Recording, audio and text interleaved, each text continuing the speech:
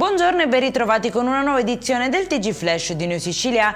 In apertura la regione siciliana ha attivato un conto corrente dedicato per la raccolta di fondi a sostegno delle popolazioni colpite dai gravi danni provocati dal ciclone Harry che nei giorni scorsi ha devastato diverse zone costiere della Sicilia orientale. A darne notizie è stato il presidente dell'ARS Gaetano Galvagno, che ha diffuso sui social anche un video per promuovere l'iniziativa e invitare alla partecipazione.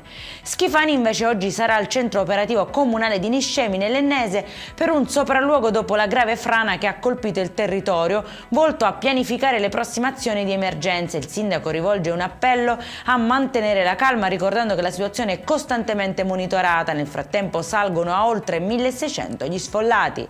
Smantellata una rete criminale radicata nel rione CEP di Messina, scattano 15 arresti. Grazie alla forza intimidatoria e alla disponibilità di armi, il sodalizio esercitava un controllo stabile e capillare non solo in città ma anche in provincia, gestendo l'intero ciclo dello spaccio.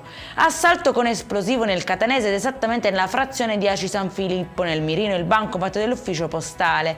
La violenta deflagrazione ha fatto crollare una parete dell'edificio, rendendo completamente inagibile e svegliando i residenti. I malviventi però sono fuggiti a mani vuote senza riuscire a portare via il denaro. Indagini in corso per risalire agli autori del colpo. E in chiusura un rumore sospetto proveniente da un box a Palermo ha portato i carabinieri a scoprire un garage trasformato in una serra artigianale della droga.